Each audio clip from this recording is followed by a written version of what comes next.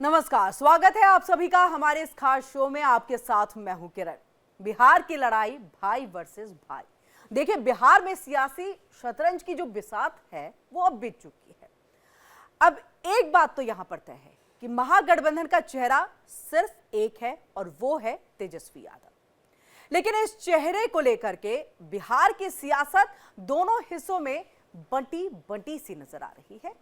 किसी के लिए वो नायक हैं तो किसी के लिए खलनायक या फिर नालायक। अब तेजस्वी की यह कोशिश है कि इन तमाम तमगों के बीच में खुद को जननायक साबित करे। पटना में आरजेडी दफ्तर के बाहर देखिए, एक पोस्टर लगा है जिसमें तेजस्वी यादव को बिहार का नायक बताया गया है। बस यहीं से जो है बयानबाजी की एक नई जंग की शुरुआत हो गई। देखिए, बीजेपी और जेडीयू ने हमला बोला, कहा पोस्टर से जनादेश नहीं मिलता, तो आरजेडी बोली तेजस्वी लालू यादव की विरासत है, समय के साथ जननायक भी बनेंगे। आरजेडी महासचिव अब्दुल बारी सिद्दीकी ने आपत्ति जताई। उन्होंने कहा कि यह उपाधि केवल कर्पूरी ठाकुर के लिए है। तेजस्वी को यह उपाधि विरासत से नहीं बल्कि कड़ी मेहनत से अर्जित करनी होगी। अब देखिए, भाई तेज प्रताप वो तो अलग हो गए हैं, जैसा आप हम सब जानते हैं। भाई तेज प्रताप यादव और बीजेपी ने भी इस पर तंज कस दिया है। देखिए, बीजेपी ने कसा तो ये बात समझ में आती है, अब भाई भी तंज कस रहा है तो अब विवाद बढ़ता हुआ दिख रहा है। इस तंज पर देखिए, उन्होंने ये कहा लालू की छत्र छाया में रहने वाला उनको बताया, यानी तेजस्वी यादव को, और उसके बाद जो है पूरा माहौल जो है वो गर्मा गया। कहा कि जननायक कर्पूरी ठाकुर, लोहिया अंबेडकर, गांधी जी हैं। तेजस्वी को ऐसा बताने से पहले सोचिए, यानी भाई भी सावधान है और विरोधी भी तैयार है। अब देखिए कि बिहार की सियासत में अब सवाल सिर्फ इतना है कि बिहार की चुनाव की जो लड़ाई है अब भाई बनाम भाई पर क्या आ गई है। ये सवाल बहुत बड़ा है, इसी पर हम चर्चा करेंगे। चर्चा की शुरुआत करें उससे पहले हम आपको ये बता दें कि किस तरह से जो है अब्दुल बारी सिद्दीकी का क्या कुछ कहना रहा, तेजस्वी यादव ने जननायक और बाकी चीजों पे क्या कुछ कहा, वो हम सुनाते हैं। पोस्टर में जिनका ऊपर में है सभी जननायक, कर्पूरी जी, लोहिया जी, अंबेडकर, महात्मा गांधी, ये लोग जननायक हैं। अब जनता क्या चाहती है? जो लोग जननायक बता रहे हैं, जननायक नहीं बताना चाहिए। लालू जी तो थे ही, लेकिन लालू जी का राहुल गांधी पे और तेजस्वी जी के पे छत्र छाया है। छत्र छाया, एक मिनट रुकिए ना भाई। छत्र छाया हटा करके, जैसे मेरे ऊपर छत्र छाया नहीं है, हमारे ऊपर गरीब जनता का, बिहार की तमाम युवा का, नौजवान का छत्र छाया है, जिसको लेकर के हम आगे बढ़ रहे हैं, अपने बलबूते पे करके दिखाएंगे। और चलिए, बिहार में जिस तरह से ये सियासत गरमाई हुई है, भाई वर्सेस भाई पर आई हुई है, इसी को लेकर के हम चर्चा की शुरुआत करते हैं। एक बड़ा पैनल हमारे साथ जुड़ चुका है, हम उनसे तारुफ करा देते हैं। डॉक्टर शिवानंद हुल्यारकर जी, प्रवक्ता कांग्रेस के, वो हमारे साथ जुड़ चुके हैं। आपका बहुत बहुत स्वागत है सर। डॉक्टर फिरोज मंसूरी जी, राजनीतिक विश्लेषक है, वो भी हमारे साथ जुड़ चुके हैं। आपका भी सर बहुत बहुत स्वागत है। और वहीं हमारे साथ राहुल आनंद जी, प्रवक्ता बीजेपी के, वो भी हमारे साथ जुड़ चुके हैं। आपका भी सर बहुत बहुत स्वागत है। सबसे पहले डॉक्टर शिवानंद हुल्यारकर जी, आपका रुख करते हुए और इस बात को बताइएगा कि पहले तो आरजेडी और कांग्रेस के बीच में एक तनातनी देखने को मिल रही थी। तस्वीरों में राहुल गांधी नहीं दिखाई दे रहे थे। काफी लंबे समय से वो वोटर अधिकार यात्रा के बाद हमने उनको बिहार की सरजमी पर नहीं देखा, आज एक बार फिर से। लेकिन इस बीच में भाई का ये तंज कसना, क्या लग नहीं रहा है कि ये बहुत बड़ा एक डैमेज और डेंट जो है वो लगा कर जाएगा?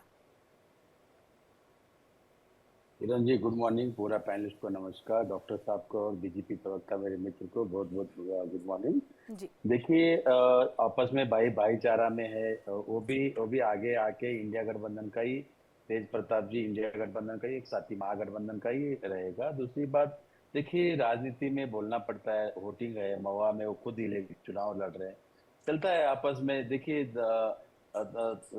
ताली एक हाथ से नहीं बजता है, दो हाथ से बजता है। देखिए, उन्होंने कुछ भी ऐसा नहीं कहा कि उन्होंने ये कहा कि डॉक्टर बाबा साहब अम्बेडकर, लोहिया जी और कर्म भूमि में हम ऐसे हम काम करें, गौर गरीब जनता हमारे दिल में है, ऐसा बोल रहे जीतने के लिए।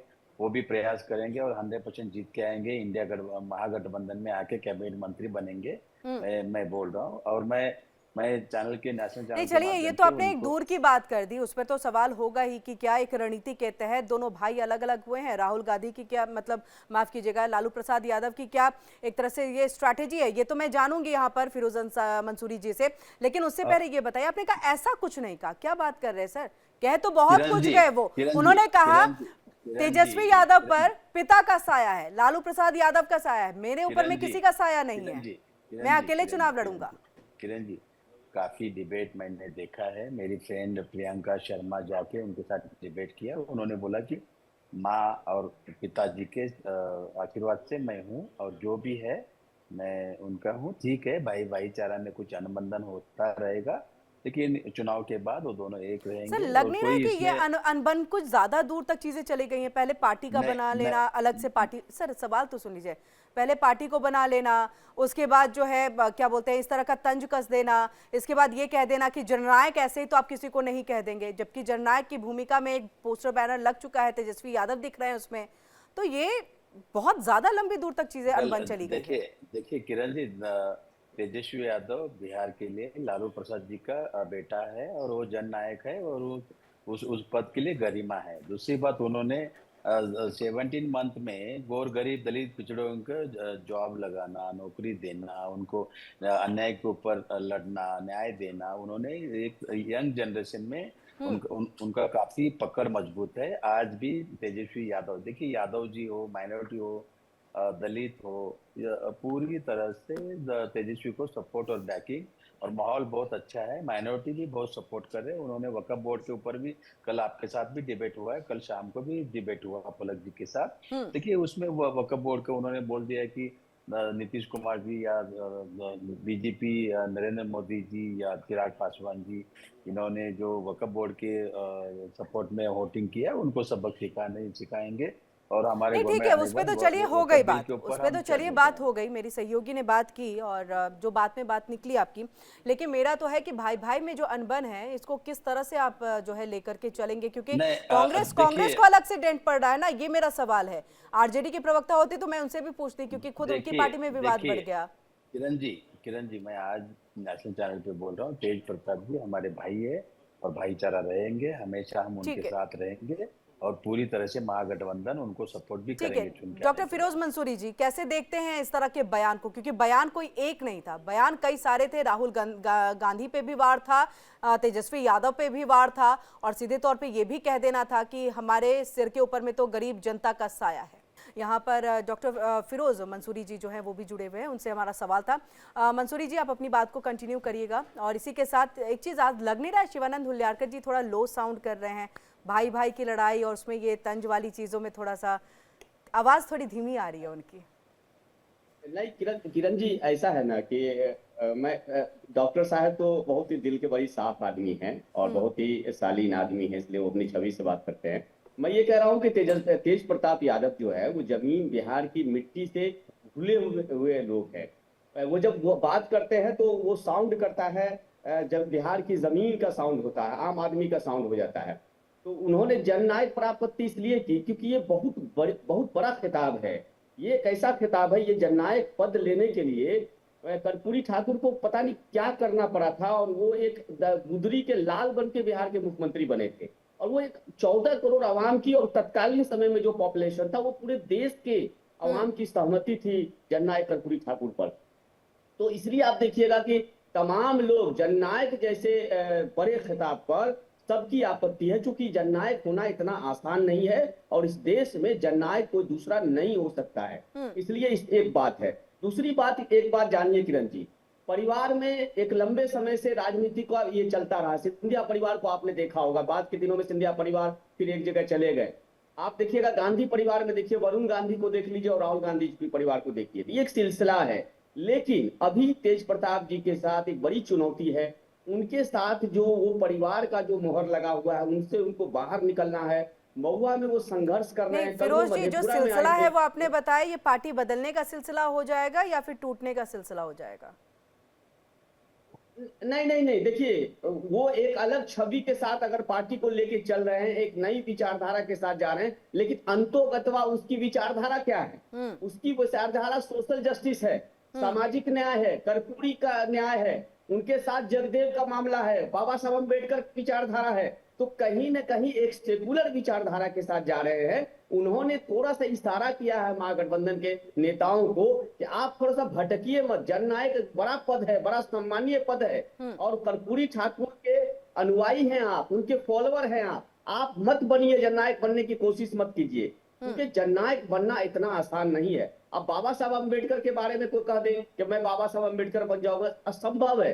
तेज प्रताप ने बस इशारा किया है, बाद के राजनीतिक दिनों में क्या समीकरण बनेगा नहीं, इशारा जितना आप आसान कह रहे हैं कि सिर्फ समझाने के लिए किया है, अब के वक्त में तो मुझे नहीं लगता कि तेज प्रताप इतनी आसानी को मतलब सिर्फ समझाने के उद्देश्य से किसी चीज को रखेंगे। जिस तरह से नई पार्टी बनाए, लगातार तंज कस रहे, लगातार ये कह रहे हैं कि जो लालू प्रसाद यादव है उनकी छत्र छाया है, हमारे ऊपर तो किसी की छत्र छाया नहीं है। तो क्या गरीब जनता जिसका जिक्र कर रहे थे कि बिहार की जनता ही जो है अब एक सपोर्ट में बची है तेज प्रताप के, और वो अकेले पड़ गए हैं कि सब कुछ करूंगा तो मैं अकेले करूंगा। देखिए किरण जी, उन्होंने बहुत ही स्पष्ट ढंग से जनता की बात को उन्होंने कन्वे कर दिया है। तेज प्रताप की चुनौती जो है मजबूरी है, अभी संगठन उनको अभी विस्तार नहीं हो पाया है, उनके पास कार्यकर्ता नहीं है, और सबसे बड़ी बात है कि पुरानी छवि का एक मोहर लगा हुआ है लालू परिवार का। अब उनसे उनको बाहर भी निकलना है, अपने को दिखाना भी है, और राज सत्ता के परिवार में जो आंतरिक कलह चलते हैं वो तो एक अलग विषय है, उसके लिए तो अलग वो जूझ रहे हैं। लेकिन ये देखना है, चुनौती है उनके लिए कि क्या बिहार की जनता ईमानदारी से उनके साथ उनकी बातों पर जाती है, और उनको फिर तेज प्रताप को भी खरा उतरना पड़ेगा, उनको बताना पड़ेगा कि हम वाकई राष्ट्रीय जनता दल के नीति से अलग हैं, हमारी विचारधारा अलग है, हमारी छवि। ये बात सही है कि वो जो साउंड करते हैं, उनका जो बॉडी लैंग्वेज है, वो जो बात करते हैं, वो जनता की बात होती है, वो जनता की आवाज होती है। नहीं, ये आपने बड़ी बात की। मैं चाहूंगी राहुल जी, राहुल आनंद जी जो है इस पे ये दे, वो कह रहे हैं कि ईमानदार छवि के तौर पर अपने आप को प्रेजेंट करना होगा, उनको आरजेडी से अलग अपनी विचारधारा एक बनानी होगी तेज प्रताप को, तभी जनता का सपोर्ट भी मिलेगा। इसका अर्थ तो फिर यही निकलता है कि यानी आरजेडी जो है वो ईमानदारी वाली राजनीति नहीं कर रही थी।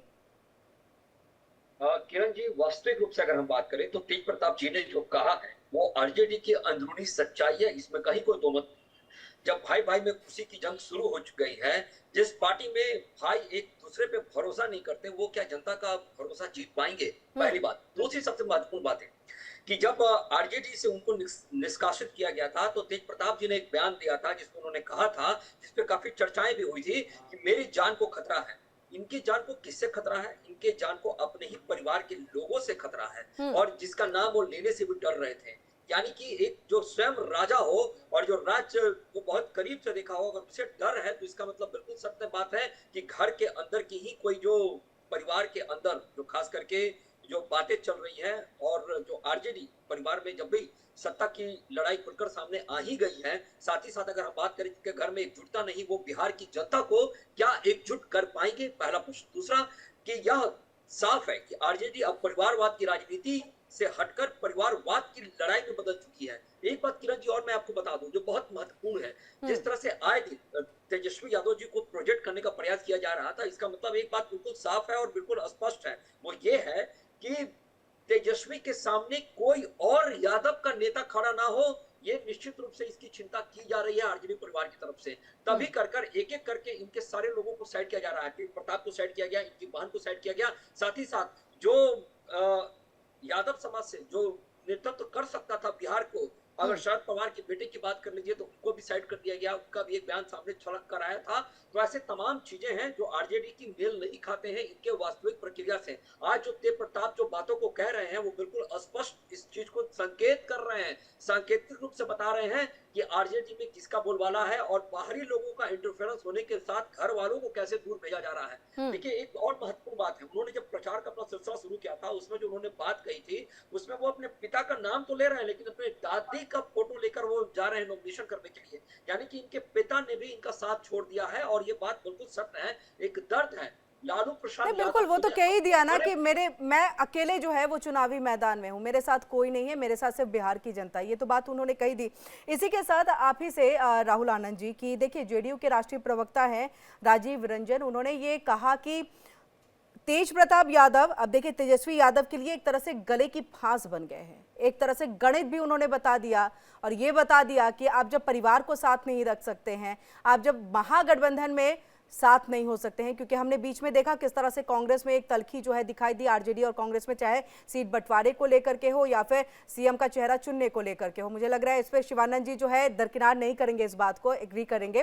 तो उस पर तंज कसते हुए और उसी को आधार बना करके उन्होंने कहा है कि गले की फांस अब बन गए हैं तेजस्वी यादव के लिए। देखिए बिल्कुल, मैंने यही बात इसके पहले भी अपने जो चर्चा की शुरुआत थी उसमें इसी बात को मैंने कहा था मुख्य रूप से कि कोई भी तेजस्वी यादव के सामने अगर बड़ा कद का होने जाता है तो उसको छोटा करने का प्रयास किया जाता है। और ये बात बिल्कुल स्पष्ट है, ये बात बिल्कुल स्पष्ट है कि तेजस्वी चाहे कितनी भी जोर लगा ले, अगर आरजेडी में राजनीति की अगर बात करें तो वहां राजनीति नहीं रिश्तों का रण चल रहा है। और जिस तरह से उनकी बहन को अभी दर्द छलका जब अपने पिता को किडनी देने की बात को झूठा साबित करने का भी प्रयास किया गया, तो उन्होंने एक ट्विटर पे हैंडल पे एक्स हैंडल पे इस बात को ट्वीट भी करके बताया था कि हमने दिया है, इसका मुझे कोई प्रूफ देने की आवश्यकता नहीं है। यानी कि बिल्कुल साफ है कि आरजेडी अब सीएम के कुर्सी के पीछे पड़ी है, उनको बिहार के जनता से कोई मतलब नहीं है, सिर्फ और सिर्फ उकसा के, निपटा के, अटका के और भटका के उनको किसी भी तरह से सत्ता का सुख प्राप्त करना है और उसका दोहन करना है। किरण जी, एक बात मैं आपको और बता दूं, जिस तरह से तेजस्वी यादव जी प्रेस कॉन्फ्रेंस करके बातों को कह रहे हैं, कल भी उन्होंने एक बहुत बड़ी झूठ बोली है अपने मैनिफेस्टो जारी करने के दरमियान। उन्होंने कहा कि हमारा सरकार आएगा तो निश्चित रूप से मैं हर घर में नौकरी दूंगा, हर घर में सरकारी नौकरी दूंगा। ये किसी के गले के नीचे नहीं उतरेगा। और हाँ, तेजस्वी यादव जी को सीएम कैंडिडेट बनाने के बाद एक तो फायदा हो गया है तेजस्वी यादव जी को कि उन लोग एक गाना बनाना शुरू कर दिए हैं कि अहिरन के चलल बा, अहिरन के चली ना देव सपोर्ट तो मार देव कट्टा सटाकर।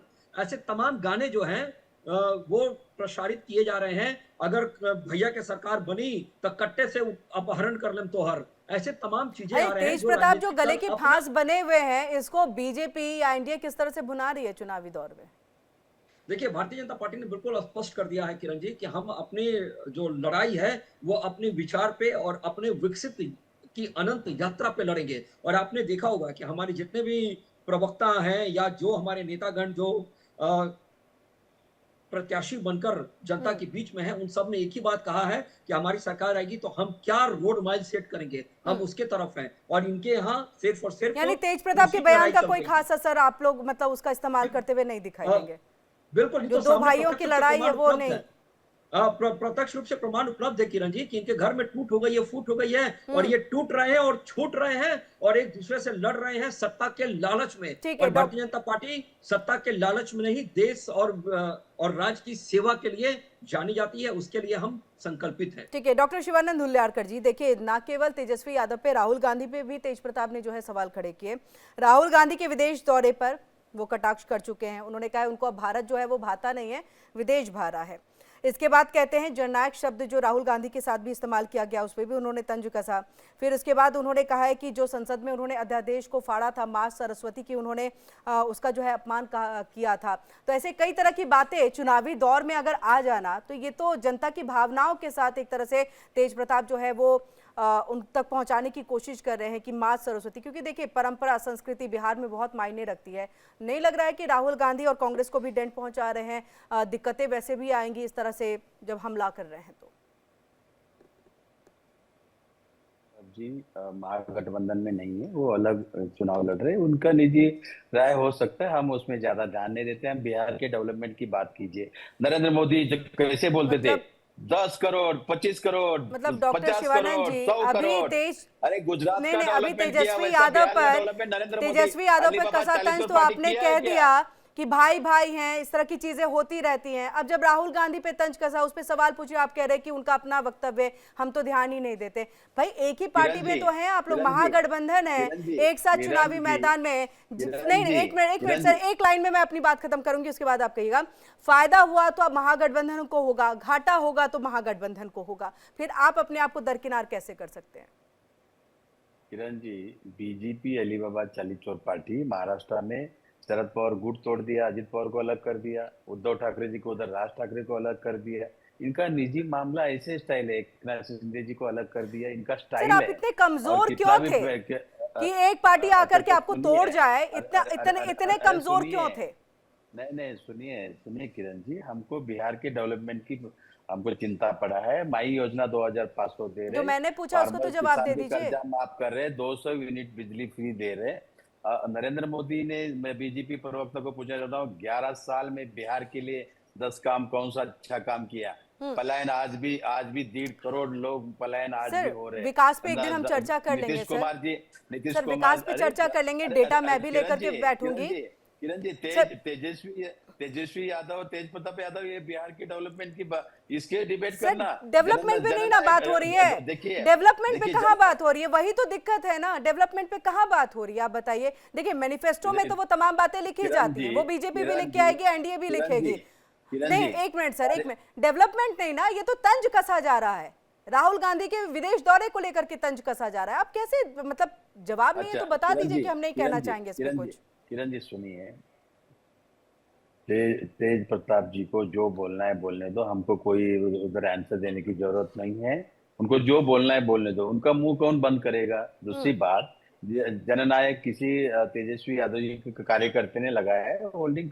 कल आपके नाम पे भी मैं बर्थडे का, मैं हैप्पी बर्थडे करके किरण जी आपका बैनर लगा सकता हूँ। मैं बोलता इंडिया डेली के चैनल के ओनर किरण सिंह। तो वो सब चलता है राजनीति में। सर तो फिर तो आप ही से डॉक्यूमेंट्स मांगे जाएंगे ना, जो हमारे ओनर है आप पे केस कर देंगे। कहिए भी नहीं ऐसा। किरण जी सुनिए सर देखिए, एग्जाम्पल भी वैसा दीजिए जो चीजें सटीक लगे, ऐसी बातें ना लिखे, ना कहें। तेजस्वी यादव से आप मांग लीजिए। तेजस्वी यादव ने कुछ फैक्ट के तौर पे तो नहीं कहा, उन्होंने तो ये कहा है विदेश जाते हैं, भारत से लगाव नहीं है उनको। उन्होंने कहा जननायक, जो अपने आप को कहते हैं जननायक नहीं बन सकते वो, उन्होंने तेजस्वी यादव को भी कहा। अभी देखिए उनको क्या प्रॉब्लम है हमको पता नहीं। अभी तेजस्वी यादव महागठबंधन चीफ मिनिस्टर बनना तय है, और डिप्टी चीफ मिनिस्टर हमने ऑलरेडी किशोर साहनी जी का डिक्लेयर किया। माइनॉरिटी का भी डिप्टी चीफ मिनिस्टर बनेगा, गौर गरीब दलित पिछड़ों आदिवासी सरकार बनेगा, जाति जनगणना हम करके रहेंगे, लॉ एंड ऑर्डर कंट्रोल में लेके आएंगे। तेज प्रताप कितना डेंट लगाएंगे ये बताइए? तेज प्रताप कितनी सीटें ले जाएंगे? वो खुद ही चुन के आया तो बहुत कुछ हमारा बधाई है। इतना इजी नहीं है, बिहार है वो। मतलब आप कहते हैं एक तरफ आइडियोलॉजी आरजेडी की ही है, दूसरी तरफ उस आइडियोलॉजी पे जीतेंगे भी नहीं, सवाल है। ठीक है किरण जी 1 सेकंड, 30 सेकंड्स में सर। हाँ जी, बिहार इलेक्शन के बाद इंडिया गठबंधन सरकार दिल्ली में बनना तय है। नरेंद्र मोदी झोला लेके जा रहे हैं, भ्रष्टाचार बढ़ गया है। 70,000 करोड़ नीतीश कुमार जी और सम्राट चौधरी नरेंद्र मोदी मिलके, ना ब्रिज नहीं, ना पुल नहीं, ना रास्ते नहीं, ना कुछ भी नहीं है। भ्रष्टाचार। चलिए ये तो आने वाले दिनों में जनता बताएगी कि विकास क्या हुआ और किस आधार पे देना है। मैं फिरोज मंसूरी जी, ठीक है सर, वक्त की बहुत कमी है सर वक्त की कमी है। फिरोज मंसूरी जी, दो सवाल यहाँ पर चीजें उठ रही हैं कि एक तो क्या ये गरीब पिछड़ों की एक राजनीति करते हुए तेज प्रताप दिखाई दे रहे हैं अपने बयान के जरिए, और इसी के साथ साथ ये भी हम समझना चाहेंगे कि आने वाले दिनों में क्या ऐसा भी हो सकता है कि तेज प्रताप कुछ सीटें जीत जाए, बीजेपी को, एनडीए को डेंट लगा दे थोड़ी सी, क्योंकि वोट कटुआ के तौर पर देखा जा सकता है, और फिर जाकर आरजेडी में मिल जाए, जिसका जिक्र शिवानंद जी ने भी किया शुरुआती दौर में। सर 30 सेकंड्स में रखिएगा, 30 सेकंड्स में मैं बाकी। राजनीति में संभावनाओं से तो कोई इनकार कर नहीं सकता है ना, कौन कहाँ जाके मिलेंगे। जो आज उधर दिखाई पड़ रहे हैं वो हो सकता है इधर भी रहेंगे, जो इधर दिखाई पड़ रहे हैं हो सकता है उधर रहेंगे। तो राजनीति तो संभावनाओं का खेल है। दूसरी बात, तेज प्रताप ने इनके अति उत्साही जो कार्यकर्ता है उनको सचेत किया है कि अति उत्साह में ऐसा बयान मत दो जिससे कि तुम्हारा नुकसान हो जाए, इससे आप समझ सकते। दूसरी बात, घर का भेदी लंका ढाए, आप एक बड़ा इतिहास रहा है, तो आप जान रहे हैं कि जब आप संघर्ष कर रहे हैं बड़े रूप में, और बार बार तेज प्रताप हस्तिनापुर का उदाहरण देते हैं, बात पर वो रण क्षेत्र का उदाहरण दे, आप देखिएगा पूरी गीता को लेके गए वो, और दादी को फोटो अपने हाथ में लिए हुए हैं, और गीता को शास्त्र बना के चल रहे हैं वो। तो वो एक बड़ी लड़ाई लड़ रहा है, और वो जनता के बीच में अपने को सौंप दिया कि मुझे कैसे जनता से संवाद करनी है, और जो इनकी गलती है महागठबंधन की, ठीक है राहुल आनंद जी 30 सेकंड्स में सर पूरी चर्चा का कंक्लूजन। राहुल आनंद जी आवाज पहुंच रही है? जी ठीक है सर। राहुल आनंद जी, जो महागठबंधन के लोग बातों को कर रहे हैं उसमें कहीं कोई आधार नहीं है, और सब लोग एक दूसरे से इसलिए लड़ रहे हैं, कोई मुख्यमंत्री बनना चाहता है, कोई डिप्टी सीएम बनना चाहता है, कोई सत्ता का शोषण करना चाहता है। लेकिन इसके इतर अगर देखा जाए तो एनडीए में सब चीज सामान्य रूप से चल रहा है, और हमें जन की सेवा के लिए और जननायक कहलाने की आवश्यकता नहीं है। ये लोग उपाधि छीन रहे हैं जननायक का और उनका इस्तेमाल कर कर बेजा मांग कर रहे हैं। और जहां तक भारतीय जनता पार्टी का सवाल है, वो जनता के बीच में है, जनता के दिल में है और शानदार जबरदस्त जिंदाबाद तरीके से फिर से हमारी वापसी होगी और हम लगातार चर्चा करेंगे कि बिहार को विकसित राज्य कैसे बनाएंगे। जी, बहुत बहुत शुक्रिया राहुल आनंद जी जुड़ने के लिए, डॉक्टर शिवानंद जी जुड़ने के लिए, और वहीं हमारे साथ जो है फिरोज मंसूरी जी भी जुड़े थे, उनका भी बहुत बहुत शुक्रिया। लेकिन असदुद्दीन ओवैसी ने क्या कुछ कहा था मुस्लिम को लेकर के कि क्या आरजेडी और कांग्रेस यानी कि महागठबंधन मुस्लिमों से सिर्फ दरी बिछवाएगी,